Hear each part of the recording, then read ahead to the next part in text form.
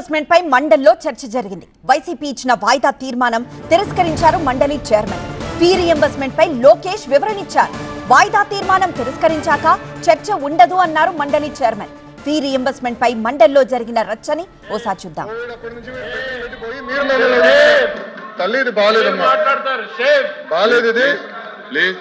ఇది బాలేదు అధ్యక్ష. కోవిడ్ అప్పుడు 644 కోట్లు ఎగ్గొట్టారు అధ్యక్ష. ఆర్టీఎఫ్ కింద 3000 కోట్లు పెండింగ్, ఎంటీఎఫ్ కింద 8900 కోట్లు పెండింగ్. చెప్పిన ఒక్క విషయం చాలా ఇంపార్టెంట్ అధ్యక్ష, నన్ను మాట్లాడినండి. ఇది చాలా ఇంపార్టెంట్ ఇష్యూ.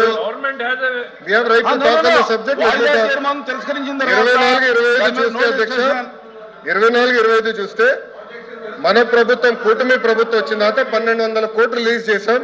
ప్లీజ్ పెండింగ్ ఉన్న 1400 కోట్లు వచ్చే 3 నెలలు మేము రిలీజ్ చేస్తాం.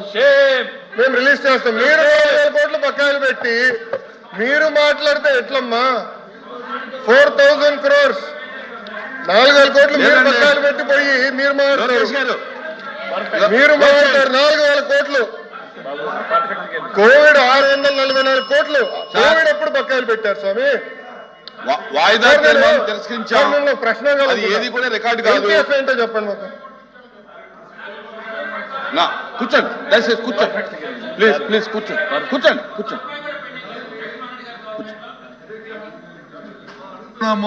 మంత్రి గారు వచ్చి అన్ని చక్కలు చెప్తారు కదా, చర్చ పెట్టండి. చర్చ చెప్తారు. మంత్రి గారు అధ్యక్ష ప్లీజ్ కూర్చోండి. లోకేష్ గారు కూర్చోండి. మీరు బీఎస్సీకి కనపడలేదు ఇంపార్టెన్స్. బీఎస్సీలో మీరు రేజ్ చేశారా? నేను బొత్స గారిని సూటిగా ప్రశ్నించాను. బీఎస్సీలో మీరు రేజ్ చేశారా ఈ ఇష్యూ? బీఎస్సీలో మీరు ఇది ఇచ్చారా? మీరు బీఎస్సీలో ఇది కనీసం అడిగారా? మీరు అడిగారా సార్? బీఎస్సీ ఎజెండా మీరు పెద్దలు, మీరు సీనియర్ మోస్ట్ హౌస్ లో, ఫరూక్ గారి తర్వాత మీరే సీనియర్ మోస్ట్ హౌస్ లో. నేను మిమ్మల్ని కోరేది ఏంటంటే, మీకు అంత ఇంట్రెస్ట్ ఉండుంటే మీరు కూర్చొని చైర్మన్ గారితో మాట్లాడి ఎజెండాలో పెట్టుంటే సమాధానం చెప్పినా మేము సిద్ధంగా ఉన్నాం. I have right sir. Sir LOP గారు I have right sir.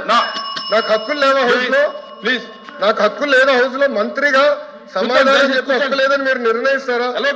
LOP గారు మీరు చెప్తారండి సమాధానం చెప్పాలా చెప్పకూడదు? హౌస్ మీరు నడిపిస్తారా ఇక్కడ?